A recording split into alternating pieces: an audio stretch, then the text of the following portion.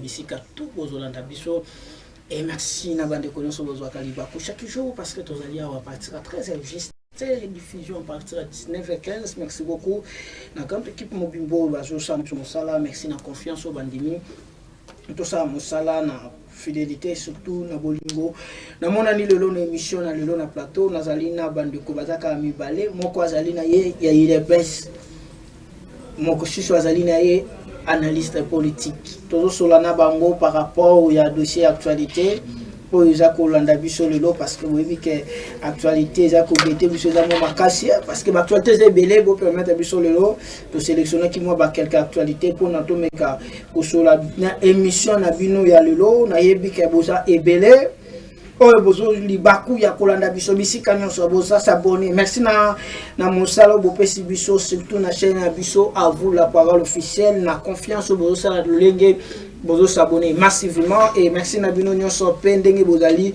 ko participer ko accompagner biso to ya ndeko nevi wazali communicateur ya la muka ya monsieur Martin Fayulu to so la papa ya guerre Boza dana même allié, s'il vous plaît, parce que tension est en haut makasi. On essaie de nous que notre décembre, tension est à la makasi. Bandeko tout ba dinosaure, tout émission bazongeli bazaki bazongi défi. Donc sur la guerre entre l'église et politique. Point de interrogation.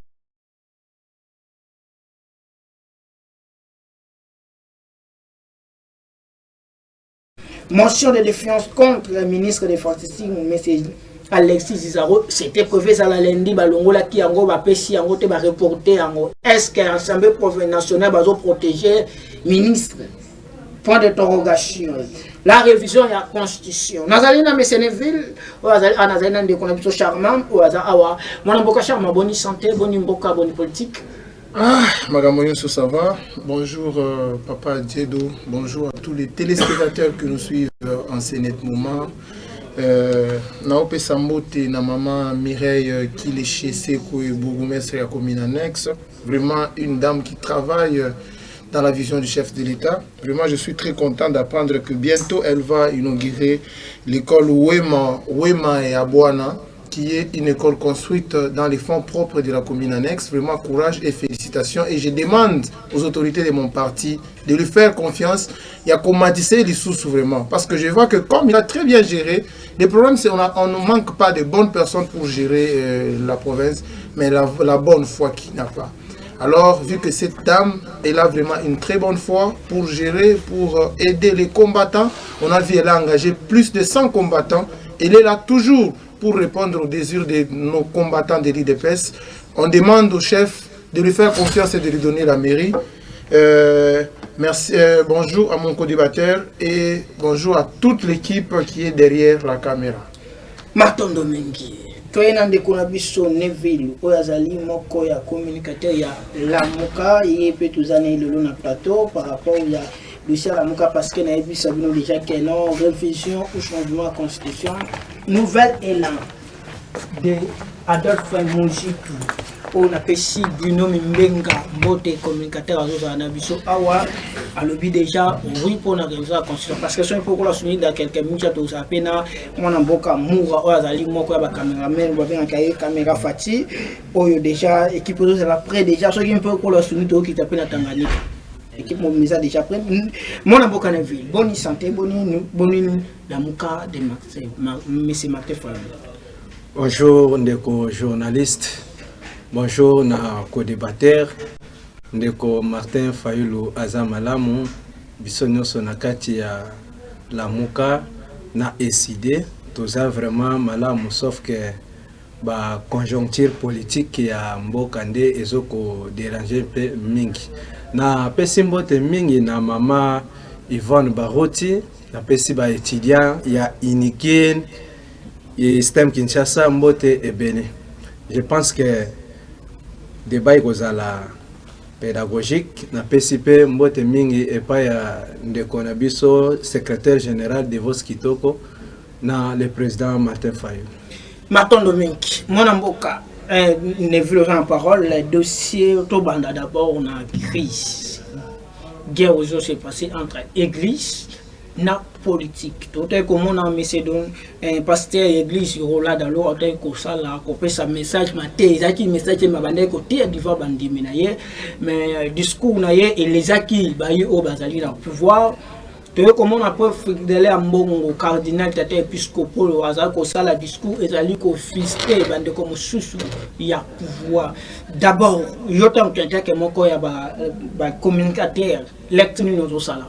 Entre guerre que se passe entre église et politique. Merci beaucoup, Ndeko. Vous savez, l'église souvent est au milieu du village. L'église doit faire son travail.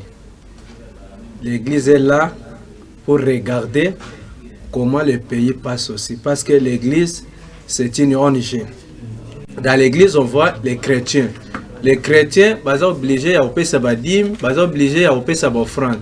Quand ils donnent les offrandes, il faut que les chrétiens bassent la misala, batu bagope sa misala et pas les chrétiens ezali bayi politique. Parce que ezali bayi politique nde bazali ko gérer. Bangonde baza capable ya ko résoudre situation oyo ba congolais bazo ko vivre. Alors quand l'église ezo se permettre ya koloba que non, comme le pasteur Roland Dalo, il a dit la vérité. Il dit ceci. Congo toza entouré na bamiyibi. Congo tozo ko avancer parce que les politiciens sont des voleurs. Est-ce qu'il a trompé? Eza babilo ko biso toza ko lekaka na ba média ko lelaka na ba politique ba yi baté mais ba sala musala pour être ba congolais ba trouver un peu sourire. Mais tozo ko sentir ngo ke bazo ke la bisote yango moni l'église catholique. Église des réveils oyo ezali andeko Roland Dalo parce que bazana kati église protestant. Quand il se promet ya koloba ke non ba politique surtout oya régime oyo bazo ko yiba lokola ba singe na kati azamane baliaka bitabe. C'est tout à fait vrai. Pourquoi? Parce qu'il donne l'exemple à Lobi Boye. Mutu moko ayaki pene na ye ayebisi omoni soki ke budget eza ya $5,000 biso tolinga kotia $10,000 po oyo ya mosusu wana tokota yango na mabenga na biso. Alors avec des preuves à l'appui, à quoi bon bayi politique surtout ba ndeko na biso bazo gérer bango ba moni yango toucher ndenge nini. Mais tu as vu que l'église est au milieu du village. Dans l'église, il y a des chrétiens au Bazali na pouvoir et aussi des chrétiens au Bazali na majorité. Pasteur et seigneur au centre. Mais quand même, quand on a des pasteurs, c'est là comme sous Bazali qu'on doit couleur politique. C'est César Mabete. Vous savez, le pasteur Roland Dalo, Azalaki Moto, Azalaki un peu menacé, ba question est belé, ba appel est belé, et pas ya bande connaît moussou ba politicien ou ba pasteur. Que yo muto zwaka dimi ya chef de l'État. Yo muto ozwaka presque nyonso prémisse oyo pouvoir ba pesaka. Ndeko wana ba musu ba komaki na niveau ya kosenga misala. Soki moye ezali pesa misala. Et comment peut moi influence et pas ya muto moko boya monite. Nde naza boye fona comme mondimi ya pasteur Roland, so na koti kuna na kozwa musala, c'est parce que chef de l'État akenda ko prier kuna. Or en réalité, c'est l'oba oyo batwa banoko kanisa Roland Dalo alobi non. Depuis nazanaye en face, vraiment na tikala kozwata dim na yete. Mais tout qui salaire na yebite sko dim ni nango mais c'est pasteur Dalo ngaki apesa ye. Apesa dim alolenga nini? Non, ça existe que abanda ko s'adresser te na batu ya pouvoir au moins na président de la République. Mais abanda ko s'adresser na ba ndeko na yo baza ba pasteur en disant que o bozo kanisa ezande yango te tala na vivaka boye na to solo la ka bien même akamuke no na pesa nga dim o makamambongo non kuna na touchaka te. C'est pour cela yé a martelé mingi na côté ba voler. Mais ce matin Fayulu à un moment a tu constitué lobby que non na zo senga pasteur Dalo azongisa mondimi na ye na nzela. C'est le même moment, il est qui même pas un mois, même pas 2 mois, tout le monde, mais c'est pasteur Dalo. Effectivement, le président Fayulu a eu na pasteur Dalo que zongisa mondimina onanzela te aye par rapport ya constitution oyoye alingi ko changer to lingi 3e mandat. C'est pour cela oyoka ipe Roland Dalo a répondra ki ndeko Fayulu à travers mateya alobi to boy makama 3e mandat sala musala longwa moto mosusu akota parce que ba congolais baza ebelo baza ba Église catholique et qu'à peine a interdit tout le culte catholique dans les camps de militaires dans Lubumbashi. Et ça lui sous toile ils ont pas lecture niveau ça vous savez sur l'église catholique et la politique. Vous savez, l'église catholique est une église oyo, sur total historique nango, l'église catholique a été toujours là pour nous soutenir Mboka. L'église catholique est une société et belé au bango basala. L'église catholique est une approche à pouvoir, bazo accompagner pouvoir. Vous allez voir que gratuité et enseignement. Est-ce que l'État congolais a une école effective? Non. Mais à quel point ça de l'église catholique à récupérer l'école catholique pour être à côté de gratuité et enseignement. Ce qui est que ndeko Edi Kapen a beau manifestation, moi prière, il y a l'église catholique où ils à niveau il y a camp il y a la police. Alors ils a elo comment biso to permettre parce que ici sur la terre c'est l'État, au ciel c'est Dieu. Alors Edi Kapen esengeli aibake atika elo kazo sala wana eza bien te tangu bandimi ba ko révolter ne akoluka un peu ko se réconcilier na église catholique et kozala bien te. Et nous savons qui est derrière Edi Kapen ezana quelqu'un o yazo ko pesa ba recommandation et pas Edi Kapen pour accoincer un peu église catholique mais à cause de la limiter c'est parce que Edi Kapen a manipulé. Aza manipulé par les politiques, mais vous allez un peu coincé à un moment donné. Merci beaucoup. Monsieur Charmant, dossier, il y a crise qui se passe entre église et politique. Et tant que moi, quand IDPS, communicateur, l'estime nous ça le IDPS parti au pouvoir à l'époque, l'opposition va travailler qui n'est église. Mais le Oyo, crise. Conflit côté. L'estime nous ça par rapport au discours de M. Dollar, Roland Dalo et l'église catholique. Communicateur ou bien un communicateur parce que dans tout ce qu'il est en train de dire, je comprends que c'est un ensemble qui est vraiment vite. Il vient de dire ici que le président de la République, ça veut dire que ce sont des gens qui ne comprennent même pas ce que la personne a dit. Nous, en tant que famille politique et président de la République, on n'a pas aimé ce que le pasteur Laurent Dalo a à dire. Pourquoi Toboyaka et Lokoana? Parce que vous allez remarquer que directeur de cabinet à président de la République, ce n'est pas n'importe qui, mais il vient de Philadelphie. À où une église ouana? Aza parmi les pasteurs associés à M. Dalo. Moi, si à pasteur Ken, Aza directrice PA, Maman Denise, ce qui montre, si on veut d'abord s'arrêter seulement par là, vous allez voir qu'il y a beaucoup de gens de cette église qui ont bénéficié du pouvoir de Félix Tshisekedi. Mais je ne comprends pas, Ndegonanga, ils peuvent venir seulement sur le plateau avec des analyses qui sont vraiment naïves, des analyses sans tête, sans fondement, pour commencer à décortiquer les choses qu'ils ne maîtrisent pas. Ce que je vais dire, nous gardons notre position. Nous gardons l'œil sur M. Roland Dalo. Dalo, on a vu ce que c'est un combo à Camerounais, ce que c'est un combo à on garde vraiment l'œil sur lui. Parce que Nanga, on a entendu une fois Nanga dire, le chef de l'État partout il est en train de passer, je suis avec lui. Le chef de l'État quand il est chez lui, je suis avec lui. Quand il est envahi, je suis avec lui.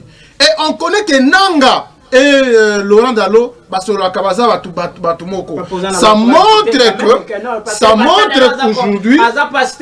montre aujourd'hui que Laurent Dalo a répondu favorablement à l'appel à Fayoulou. Fayoulou lobby ça veut dire c'est comme ça que Laurent Dalo a vlati casquette opposant. Il est venu maintenant pour parler en tant qu'opposant. C'est comme ça que je demande à Laurent Dalo Bazoaka cherté le coup la place à Kosakanela. La chair est chère, ça veut dire c'est un lien sacré. Oh, ce qui bozo les cas, c'est pour qu'on me makabatu nanzela ensemble qu'on la kisabatu n'engeni ya komona lola.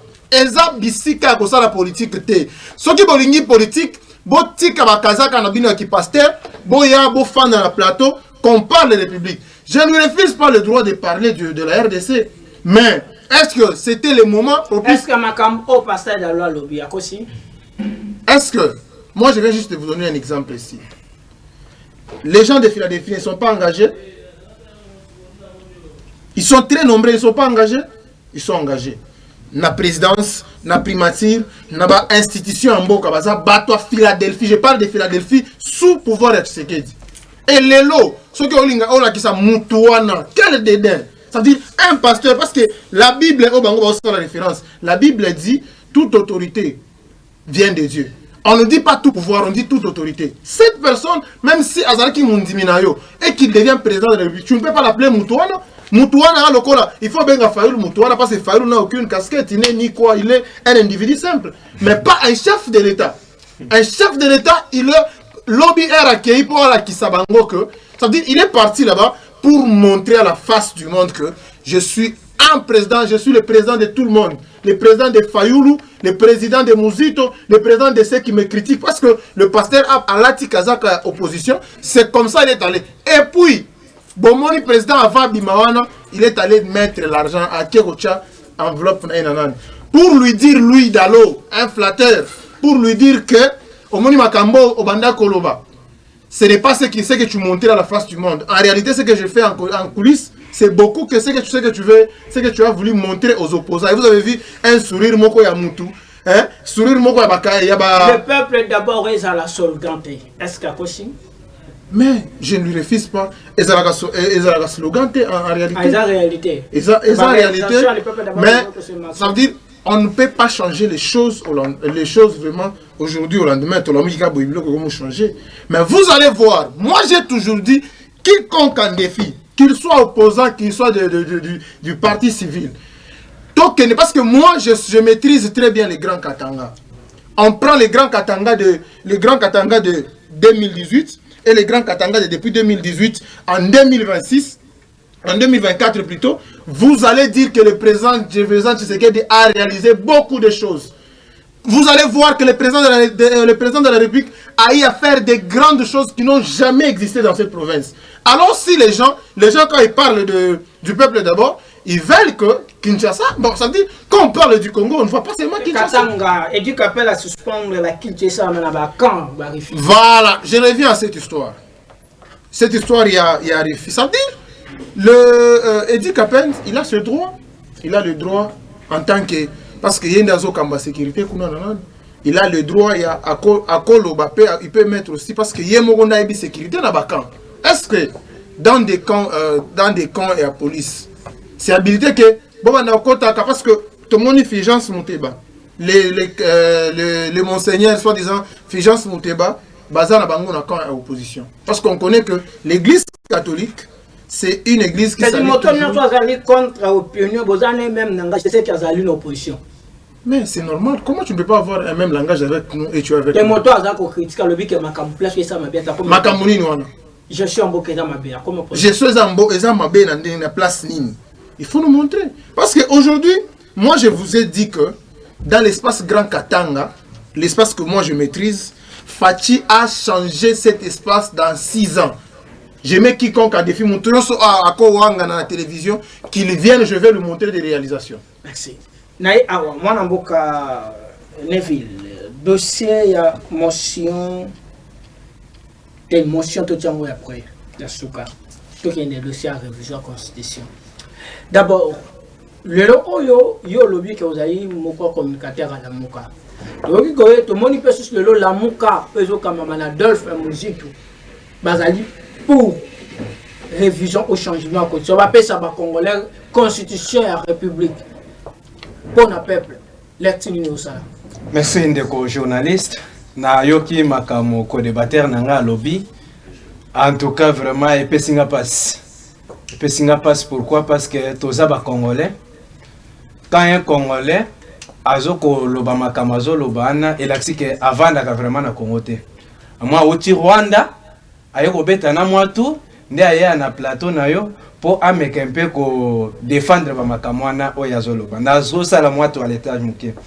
Alobi l'église Philadelphie bazwa moi si ya pasteur Muso azawana di cap ya pasteur non di cap ya Félix azawana azali pasteur na kati église Philadelphie. Est-ce que il faut bien parler.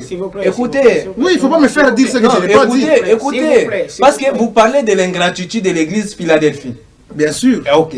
Maintenant, soki di cap ya Félix azali pasteur ya église Philadelphie la dame Morazana azali azo travailler na maman Denise Nyakero est-ce que ezo copé cette opportunité na ba congolais nyos à moi ya église wana nyos Philadelphie ezaka ke église au pasteur qui sa Félix akena robonde la te na ngale ma Philadelphie ezali na monga fula Philadelphie ezali na tiango Philadelphie ezali alors l'ensemble là ata bozwi balé 4 5 yango na la cité que bopesi peuple sourire ndeko na ngai alobi ke pasteur Dalo azali na nationalité douté azali camerounais ndeko jusqu'à cet âge vous continuez car vous changez la nationalité. Mais il a dit qu'il a honte. Il a dit qu'il a honte d'être congolais. Est-ce que yo vraiment est-ce que yo pensa au sala qui pensa ba étude na yo pour découvrir que ndeko Roland Dalo azali congolais te. C'est parce que à lobby et l'autre c'est ça la binoso nedanine. Ma Roland Dalo à lobby, c'est vrai. Félix a senti que ma camie à lobby à Solomoni à Kekoyamba et wana bino boyo kisoni parce que vous l'avez critiqué, vous l'avez insulté. Tu parles de quelle honte? S'il vous plaît, vous les gens de l'INSPC parce que vous l'avez insulté. S'il vous plaît, vous promettez ici qu'on garde notre position. Vous avez promis au pasteur. Pardon. Vous avez promis au pasteur Roland Dalo que vous allez le tuer. Mais hier dimanche, vous avez vu Félix Antoine qui s'est dit Bayamani na pasteur. On a besoin de sonité. Vraiment, tout changé. Tout changé vraiment. Limité on les abissonios. Banzete on les abissonios. Et c'est ngeli biso peto kende to vanda sanzete to zui moi mon PPP ya bien. De konangai. Olobi yebisa ngai depuis reine ya Félix Antoine qui s'est dit na gestion na chaotique ça. Mon frère. Fais cette énergie ça combien? Kabila tira ngona 400 francs les à 1000 francs. Gestion de Félix qui combien? S'il vous plaît. Esprit de vie Ezawap. S'il vous plaît. Esprit de vie Ezawap. Transco Ezawap. Gestion de Félix qui s'est dit. Ndeko nangai. Donnez-moi un stylo. Bino bolobaki. Comment? Boko réhabiliter ba route. Soki natangi ba route oyo okoti na commune Matete. Oye na Selembao. Oye na Mbiza Pigeon. Ok na victoire. Route nin obino bo réhabilité. Gestion. En tout cas, tout fatia fois kendi. Alors, on a ma caméra révision et à constitution. C'est vrai, mais c'est la démocratie. Mouzito pouvait accepter ou refuser, mais c'est la démocratie. Alors, ce qui va réviser constitution et que ezana babilo comme sous o ezo senga que esengeli to réviser yango. Mais le président Martin Fayulu a bengaki de cohésion nationale. Cohésion nationale esengela ki totala makambo ya mboka. Eloko ni tokoko sala po ete mboka ekene malamu. Yo motozo gérer. Est-ce que ba faille eza wapi po ete mboka to meka ko bongisa to diriger mboka ekene malamu. To zala tout autour ya table. Bato ba ko diriger biso ekozala Église catholique. Alors, ndeko Félix Tshisekedi alobaki non. La ligne cohésion nationalité. Le pays va bien. Il n'y a pas vraiment quoi ça, les crises. Mais aujourd'hui, Ndeko Félix Alobi, tu réviser la constitution. C'est-à-dire, ce que tu as réviser la constitution. Et c'est ce que va tout autour de la table. Aïe la biso projet de société naïe. Au moni na liena réviser constitution. Par rapport à boye. Yangwe des autres bloqués biso. Ayo kapé baninga naïe à opposition. Que non par rapport à boye. Non moi oui. Alors ce qui oui méthode ni tokotia ba mécanisme ni tokotia pour être réviser. On pas n'oubliez pas. Merci. Kabila constitution tozana ngo lelo eza constitution ancienne city. Oboyoka Kabila ça 18 ans à pouvoir. Mais par rapport à ba dialogue. Merci beaucoup. Monsieur Charmant, les dossiers en constitution, l'église catholique. Cardinal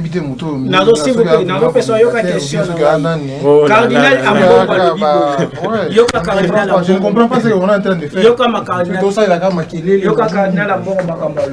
Tout ce temps qu'on perd, toute cette énergie autour, c'est une distraction. Et que changement à la constitution, ekopesa mosala te epai ya bacongolais na bango basilisi classe ya mibale changement ya constitution yango wana ete kopesa biso mécanisme tolongwa masine ati victoire sans embouteillage réaction na yo. Avant d'Alouba, je vais un peu dire une chose. Avant de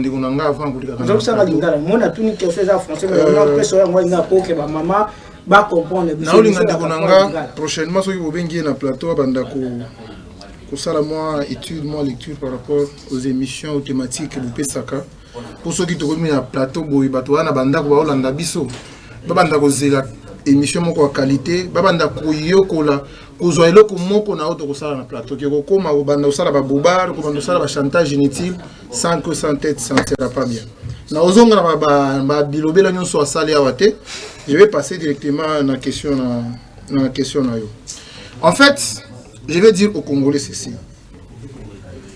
Le président de la République a le droit de réviser la Constitution. C'est cette ancienne constitution lui donne ce pouvoir. Mais maintenant, si aujourd'hui on parle du changement, c'est-à-dire dans le droit, Oelobamité, ce qui n'est pas Oelobamité, ça peut être ajouté ou étranger. C'est-à-dire, ce qui bloquait dans ma Kamboti qui est en Nzela, Oakoya, il peut ajouter ou bien retrancher. C'est comme ça que le président de la République ne s'est pas encore défini pour dire on va changer ou on va modifier. Mais nous, déjà, sa famille politique, nous lui demandons de changer cette constitution. Pourquoi? Il faut que l'Ongolana nous mandat président de 7 ans et de 5 ans et à 7 ans. Pourquoi 5 ans de 7 ans? Parce que, on n'a pas l'argent à Kobimisaka. Ça veut dire, dans tous les secteurs, dans tous les domaines, il y a toujours une nécessité. Tout ça, après 5 ans, les élections coûtent à la République. La deuxième des choses, Makambo ya primature, premier ministre, il faut tolongola yango. Pourquoi tolongola yango? Parce que premier ministre, bazozo misolo musolo belé à l'état et puis tout ça na pouvoir moko eza semi-présidentiel. Oh premier ministre, il fallait biso peuple totelé mais la premier ministre que totelé mais la président de la République. Président de la République a commis un pouvoir moko eza un peu réduit, mais le premier ministre ndé aza ko kamba gouvernement mobimba aza ko bamba ba ministère nyonso na ba secteur nyonso ya mboka. Alors c'est comme ça on doit supprimer nani wana ya premier ministre. Pourquoi on doit supprimer yango? Parce que comme on a que ba premier ministre on va si asali ba komi biloko na bango ya koloba ba ancien premier ministre nyonso il faut ba banda ko futama. Ça veut dire ndenge yo fani na ndako wana ozata na delay té.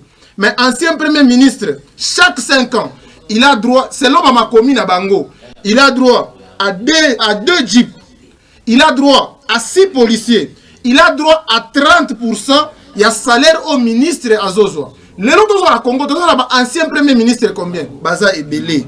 Ceux qui ont eu 30%, ont eu 6 soldats, ont eu des jeeps pour ça après 5 ans, ça coûte à la République. Parce que Missologno Soana, si on prenait l'année, ça peut aller dans des milliards. Tozo Lingato Rekato, Tozo Ngisayango, na peuple. Troisièmement, Tozo Linga, candidat président de la République, Azala né de père et de mère, et puis Azala, même sa femme soit congolaise. Pourquoi? Pour garder l'intégrité à Mokanabiso. Tout le monde, c'est un pays, on est un pays où vraiment Toza inclus par ti na niveau et na sommet à l'État. Tolinga, président on a Kozalaka. Parce qu'on sait que Félix Tshisekedi doit passer. Mais le président, quand la constitution que le président Tshisekedi va nous léguer, soit une constitution, Oyo, Congolais de père et de mère, moi aussi de père et de mère à Kokamba. Quatrièmement, on a signé l'obéli yango, pays nabiso il faut le régime présidentiel. Parce que l'élo, Makamounio, c'est ça Tshisekedi. Bah, au moins on a soumis noté. Mais en réalité, nous, peuple, Tolinga, Totel, mais la soumis, on est Totel, mais la Tshisekedi. Alors désormais, il faut tout ça, Ezala. Ce qui va changer la constitution. Régime présidentiel. Ce qui va changer le régime présidentiel, va supprimer primature, va passer mandat dans 7 ans. Le président Félix Antoine Tshisekedi a respecté le pouvoir seulement dans un mandat ou dans la constitution ou la salle ou bien qu'on a le sous mandat dans 7 ans. Vous verrez que le président lui-même vous a répondu à Lubumbashi par rapport à cette question. Ne refusez pas aux Congolais de réfléchir. Ça veut dire, comme on est là, on a le droit de réfléchir sur notre avenir, sur le lendemain. Ça veut dire, le président Tshisekedi n'a que quelques mois depuis qu'il est réélu président. Mais maintenant, vous voulez nous dire que les 4 ans à venir, quels sont les projets que le pays aura pour ses enfants? Quels sont les projets au pays n'a ça veut dire on ne peut pas arrêter à réfléchir parce qu'il y a une proposition. Cette proposition, si elle est bonne, la population va adopter. Si elle est mauvaise, la population va refuser. Merci beaucoup. Moi, je suis bloc et salami. Tout le monde qui est bloc patriotique et salamaki. Bloc et salamaki dans la campagne élection. Question aux autres. D'abord, est-ce que Yomoko, pas M. Fayou, parmi les blocs, sur la crédibilité de Moko na Moko, la sincérité de Moko na Moko, yo a convaincu que bloc et salami wana selon sincérité, selon Bango, Nenge Bazali devant population, devant peuple. Est-ce que Bazali a crédibilité pas population? Pour que Baya Koyib Sabon que bon dimanche consulter population va accepter Bango. De Konangai, il faut savoir que peuple balingi révision au moins changement constitution te. Balingi ni? Balingi révision au moins changement constitution. Balingi n'a pas révisé constitution. Balingi te. C'est-à-dire j'ai dit ceci. Peuple balingi te. Révision au changement. Okay. Alors batu oyo bakoki ko mobiliser peuple wana bazala sima peuple c'est bien nous. Est-ce qu'il y a un lobité? Bateau wana basali bloc. Tout le monde FCC, tout le monde de l'ICC, toutes les oppositions. Est-ce que Bazan a crédibilité par la population? Effectivement, Bazan a crédibilité. Pourquoi? Parce que crédibilité na bango elinga kesi là, ceux qui bandeko oyo en face nangai bazala qui na bonne gestion. A regarder boye, gestion à malamu ezate. Sur peuple pe ba pesi bango mu Congo. Et sengeli ya ibake jusqu'à présent, ndeko Félix Tshisekedi azayi na peuple. Peuple balingé sous-souté. Pourquoi? Parce que le peuple s'attendait que Félix Antoine Tshisekedi au pouvoir, l'IDPS au pouvoir, Makameko changer. Mais une chose étonnante, que l'IDPS au pouvoir avec beaucoup de promesses, beaucoup de voyages, beaucoup de diplomatie. To memi lisusu mboka na érosion. Yango moni neko a soulevé à lobby, to lingi mandat président de la République il y a 7 ans. Pour avoir fait quoi? Est-ce qu'il y a bon ici Banzela, route 24 yango toke na yo na olaxo talanzela Félix. Akutaki yango bien. Liboso ya prison centrale à Makala, akutaki yango bien. So okei na route université o ya campus wana, na triangle wana. Vous allez voir que pont wana ezalaki bien depuis ndeko Félix Antoine Tshisekedi alekanzela wana. Inondation. Donc ba étudiant batamola kana passe na minute au moins eza kotonda. So ok na route mokali salité banda Félix Antoine Tshisekedi atonga so de moto wana ya Pascal wana ndeko na ngai maintenant boko changer constitution pourquoi et ko changer nini est-ce que ko changer sécurité ya peuple lelo mi okuta na kuluna ke okuta na policier parce que bo promettra ki bango boko pesa chaque policier mutuka ya propre mais jusqu'à maintenant mutuka ngo bo pesa ngoka est-ce que eko profiter na économie en mboka? Est-ce que eko profiter na vie sociale? Est-ce que bo changer constitution eko kitsa sardine ni ezala na 1000 francs lelo komi 3000 francs 2800? Je pense que ndeko na ngai peuple sengeli baza na sima ya ndeko Martin Fayulu. Avec Fayulu to changer mboka we. C'est pour cela moni biso na bloc wana tolobi eza existe ka pona ko barrer route na ndeko Félix Tshisekedi ke a ko changer constitution te ata tozali na ba député. Yoka Jerma Kambinga lobi boye. Je ne crois que l'opposition aura du répondant à face. L'UDPS est une machine taillée pour la rue. Effectivement, wana tokobo sana ngote UDPS pona nzela. Bango ezalaka bon parti na bon ezanzela. Bakoyana babomi batupe c'est possible.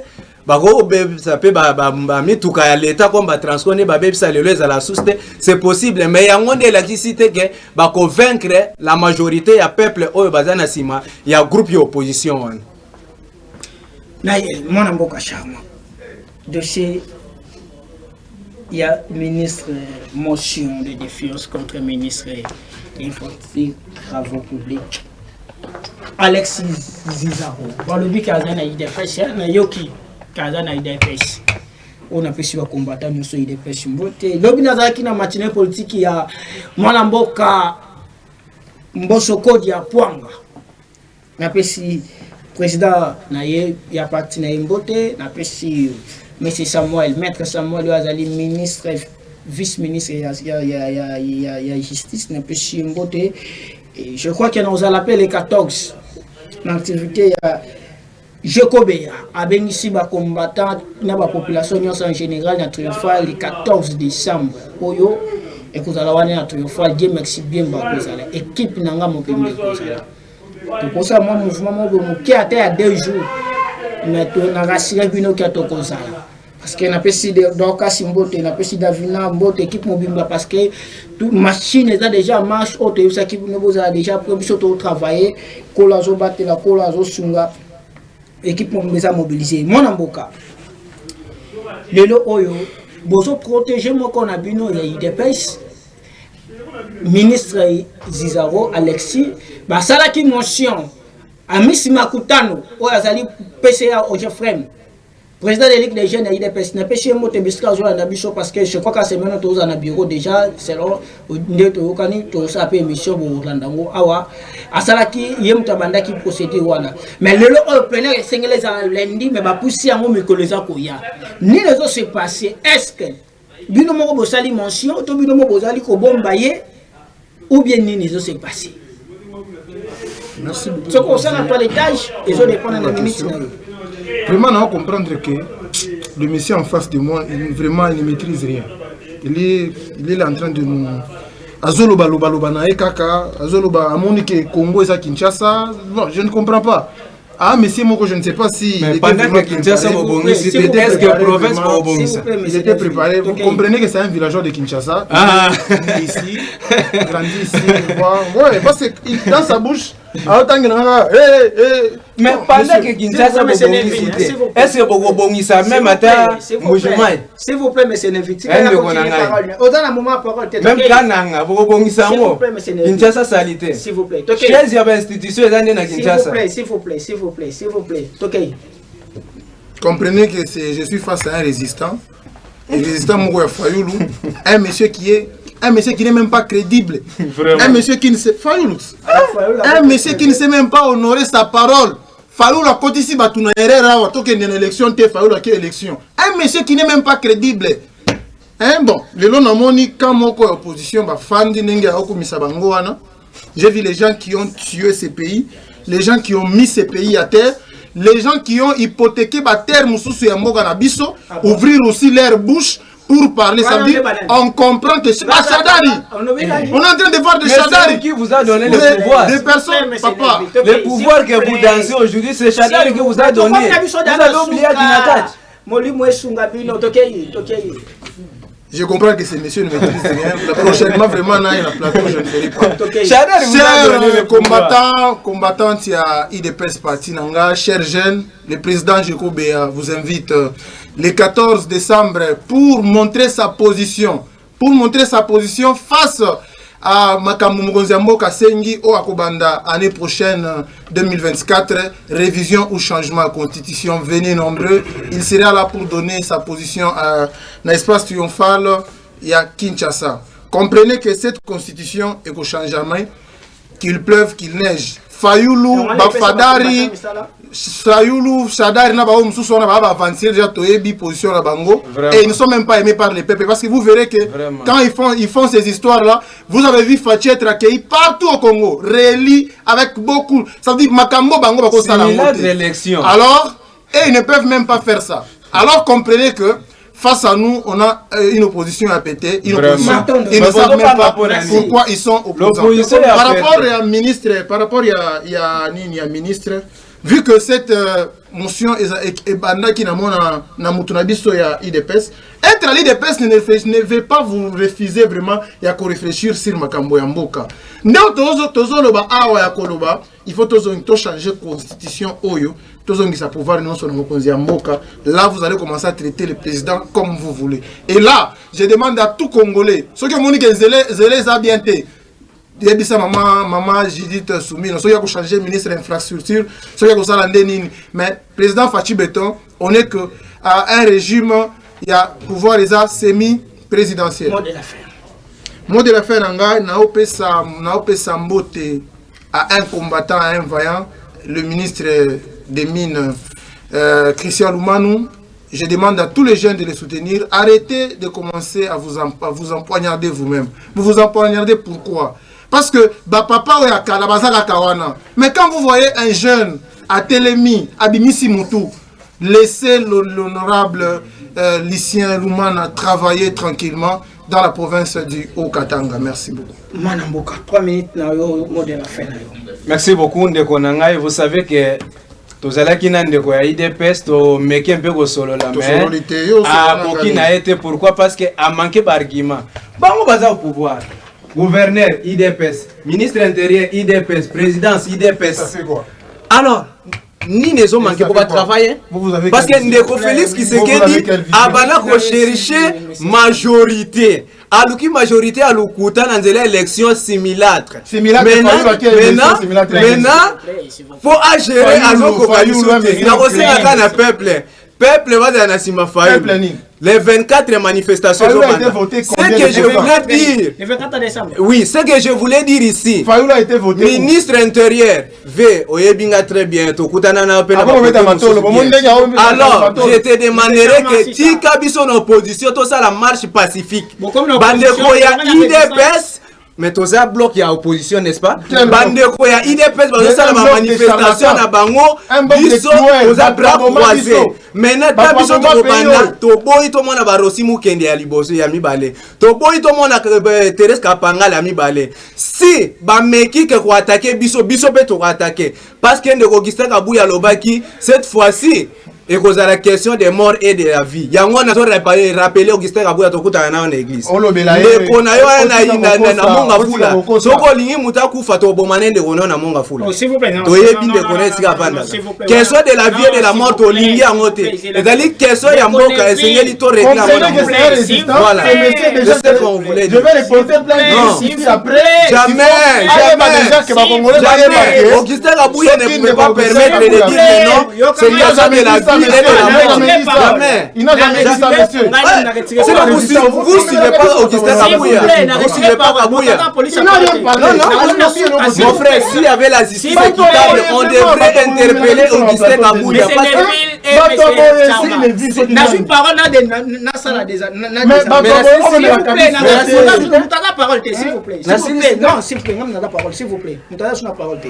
S'il vous plaît. Mais c'est une ville. Respect à téléspectateurs, non c'est ngana yo boy. Moi parole wana ya kolibaki non mais c'est Kabuya parce que bon ça la lutte politique non mais c'est Kabuya, ce n'est pas de konaya au ça politique. Ça veut dire que comme ngana ça awa non ça l'émission petit frère nanga non qui Joël baza tout baza na ba musala na bango, ce n'est pas bango ba comme politique quand même mais quand on lobi moi na élégance D'accord, mais il faut savoir que question de la vie et de la mort, il y a à promettre. C'est ça,